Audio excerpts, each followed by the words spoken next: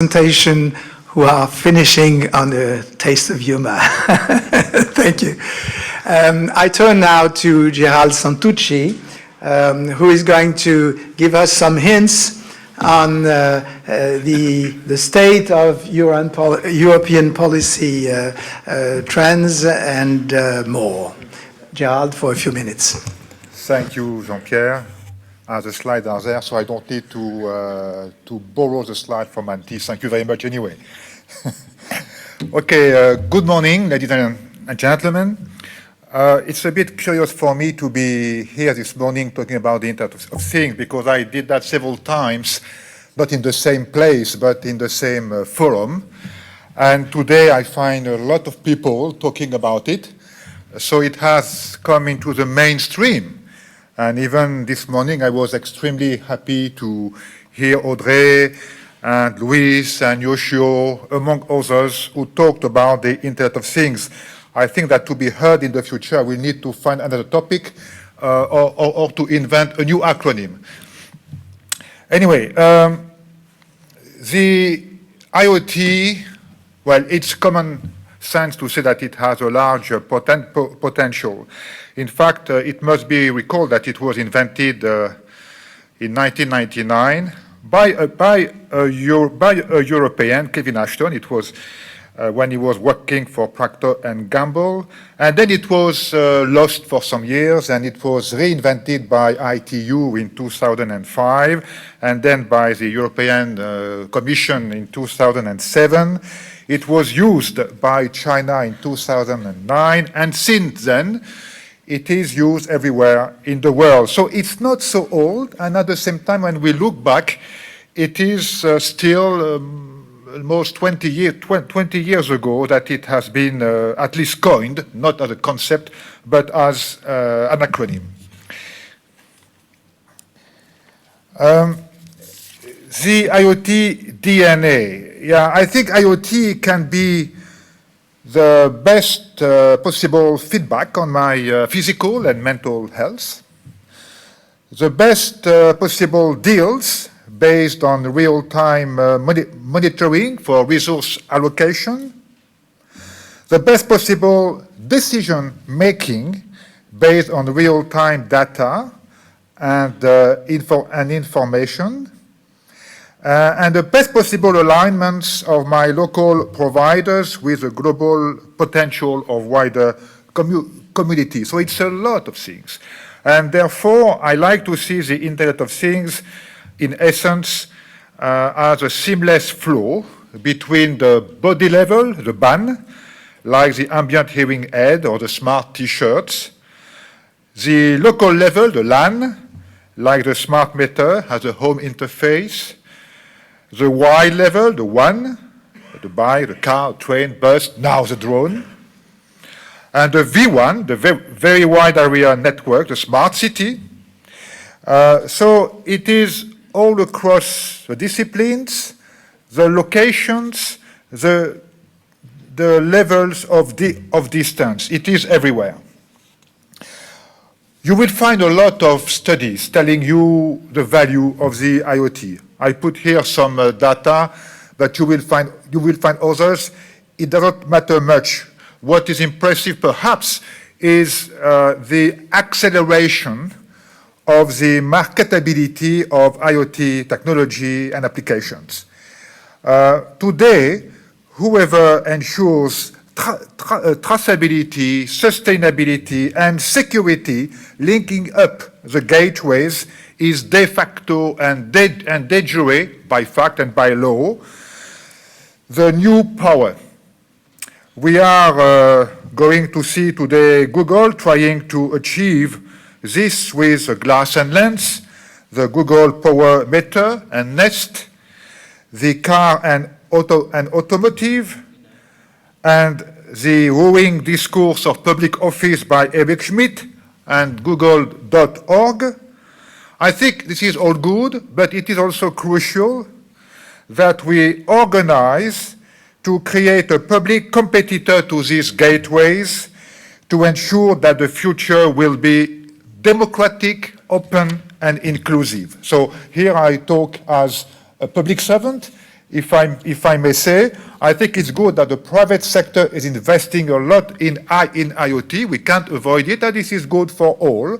But we need also to ensure that competition is there and the public sector is present in order to ensure the values I have indicated to you. In terms of the future, as I said, IoT vision in 2020, 20 years have gone, and like I would say in an old novel by French author Alexandre Dumas, 20 years after. But the IoT is not there, and the chair stressed so rightly that we need to test IoT. But if I believe him that 90% of the Finns, who are for me the best advanced in the world for ICT in general, if 90% of the Finns can describe IoT in their own words, I'm afraid that for many people in Europe, the figure would be more than 100%. Now, we certainly need to look at IoT not alone and as an isolated island, but also together with cloud and big data. What is important today, in a way, is that connectivity and intelligence have been added to products. New sources and value-added digital services exist, like the smartphones with their app stores. But I think that a radically new approach for these issues come. I mean, IoT is coming into the factory, into transport, into healthcare, everywhere. So my question, and I'm not sure I have an answer, but I think one of the key questions we should have about IoT, because connectivity and smartness is today into the products, where the value will come from in the future. As you certainly all know, the Commission has worked a lot on the Internet of Things. In fact, that was since 2005. On one hand, in research, and on the other hand, as policy support on standards. There was also during 2 years an IoT expert group that worked on the governance of the IoT, and there was a lot of cooperation with many countries in the world. Now, again, where will the value come from in the next decade, if I may say, because I understand that we have a $9 computer coming soon, so the value will not be in the product. Where will it be? This is my question of the day, if you want. Standards and interoperability are extremely important. HC has been working on that over the past year, and some results are coming. HC is also very much involved in the working group number 3 of the new Alliance for IoT Innovation, so-called AIoTI, and some reports have been published in a few days ago, I would say. And there is a lot of work to do on standards. That was also stressed in the session 1 this morning. In terms of the future, what are we going to do in the Commission? There was a call this year, which was a successful one. But next year, the budget, the public funding of IoT will double compared to what it has been this year, because there will be a lot of work on IoT, not only as a topic alone, but as a so-called focus area. So it will cooperate with a number of other topics across Edge 2020 in Europe. And therefore, I think we join here the request and the expectations of our chair that we look more at testing and demonstration. This will be done in the context of large-scale pilots, where, in fact, this morning also, I think it was Jürgen Andersen, he stressed that we need to go for multidisciplinary research combined with active experimentation. This is what we are going to do. We are looking large scale. We are willing to go for global standards. We want to involve all the stakeholders. Now, you know that this will take time. This is not easy. What is important is not that we aim at getting a result soon, because I don't think that the results will come soon, but I think it is time to start, and that we can expect, if we maintain the momentum, to have some good results before the next 4 to 5 years. On what we need to do in Europe, what we are doing, in fact, no surprise. The privacy, trust, security, building an ecosystem which doesn't exist well in Europe today. So we are working hard on that, thanks in particular to the AIoTI. I had a thought a few days ago when I heard, this problem about Volkswagen. Because the US EPA found that the cars with a certain type of diesel engines had been fitted with a device designed to reduce emissions of nitrogen oxide, the NOx, under testing conditions. And that tells me something. It tells me that what matters is not only that we work on data, on standards, on research, on guaranteeing that the privacy of people is ensured. It is to realize that the data may be wrong at source. At source. That is, if the data is wrong from the very beginning, everything we do on data, and you know that the data doesn't remain alone very long. It will be analyzed, it will be shared, and processed again. So comes a moment when the decision-making that is made is done on wrong basis.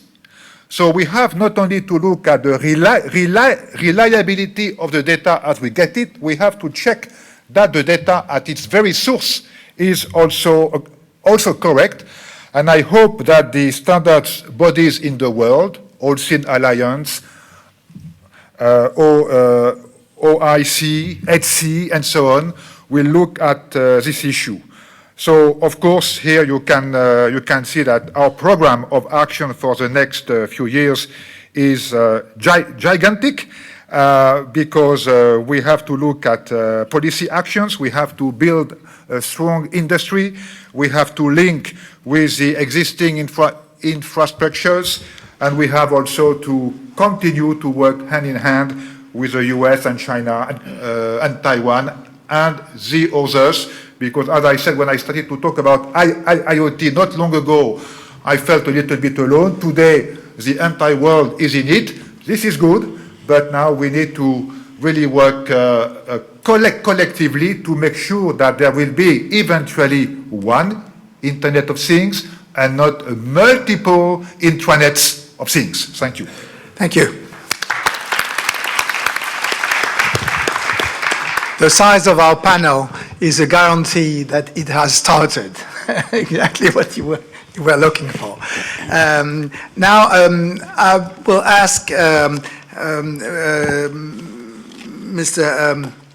Samuel Lorincari to tell us a few words about how a company like the one he works for, eBay, is integrating and eventually commenting public policies in Europe as they are. Thank you.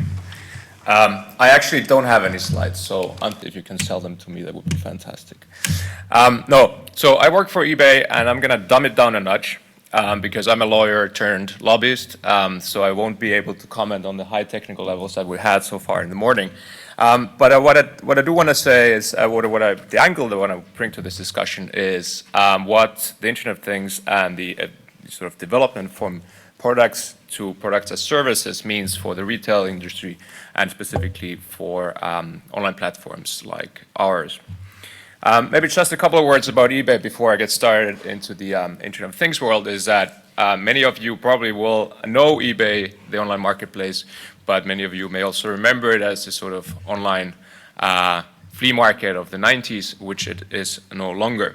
So most of our business nowadays is business to consumer. It's mostly small businesses selling new products at fixed prices to consumers.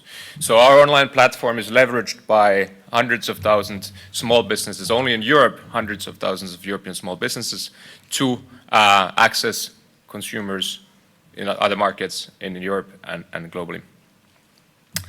So what that means is that, we, as a philosophy and a driving force of creating a platform and growing it and reaching the level where we last year enabled $84 billion of commerce on our platform, has been to create an open platform that allows everyone to participate in global trade.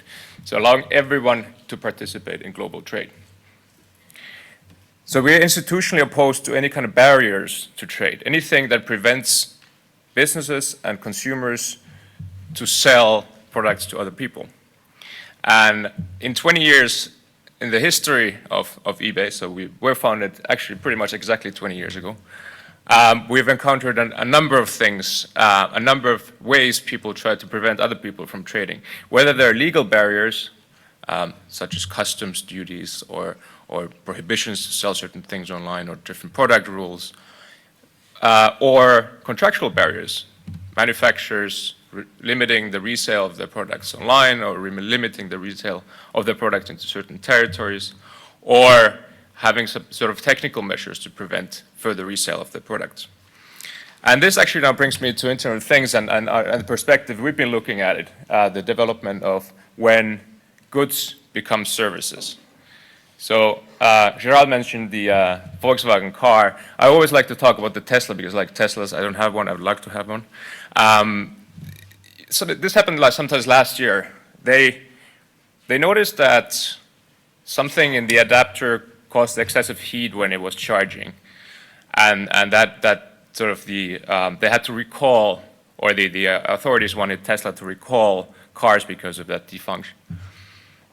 What Tesla did is they sent an email basically, or sent an update to the users asking them to update their software. And the problem was fixed. So no need to take the car to the garage and take it back, have it fixed and take it back. The problem was fixed with a software update, which I think is fantastic. That's a great consumer experience, right? Great user experience. No friction. But imagine you want to sell that car and Tesla says, actually, no, I don't want you to sell that car. I want the other person to buy a new car from me. I'm going to switch off the software, or I'm going to make it worse, or I'm going to disable some functionalities. So basically the connectivity that comes in the world of the Internet of Things and the control over the good has huge impact on the way we understand ownership in things and then transferability of ownership. Another example is there's a company called Amazon, some of you might have heard of. They have a product called Kindle and ebooks. And a while ago, this was actually a couple of years back, sorry for the old example, but a lady purchased a book on her Kindle. And after paying for the book, it was suddenly removed from her Kindle catalog because it had put in it was placed in the catalog by a third party who didn't have the rights to distribute the book. So it's basically like you go to a bookstore, you buy a book, put it in your shelf, and then next day someone comes and wants the book back. Nowadays, apparently they don't remove these catalogs automatically anymore, but that's another example of how the control of the thing remains with the manufacturer or the distributor of the goods. So ownership in things becomes actually some sort of a licenseeship. You don't own things in the world of Internet of Things. It's like software. You don't own software. You're licensing it for a very long time, unlimited period of time usually. It's basically like buying something, but you actually don't buy it because you can't resell it. So consumers are probably in the next years they will have to adjust to the idea that they won't have the kind of control and ownership of the things they have purchased like they used to have in the world of purely physical products. So in terms of the policy challenges, what that means is that on one hand you have the challenge of ownership. How do consumers perceive ownership? What can they resell the products that they have bought? Can they change them? Can they borrow them? The other challenge is distribution. When the control over the thing remains with the manufacturer throughout the life cycle of the product, it gives the manufacturer complete control over the way that's being distributed, which means it means monopolies in distribution or in the retail sector. So what we've been talking to policymakers like Gerard about is that there's a certain need to address further public policy focus on these concepts, ownership and distribution in the context of the Internet of Things. And there's really important work in terms of the interoperability and standardization that contributes to making sure that the economy stays open in the distribution chain, also in the years to come. This was sort of like my short introduction to our philosophic approach to Internet of Things. Thank you very much, and I'm happy to have a conversation later on.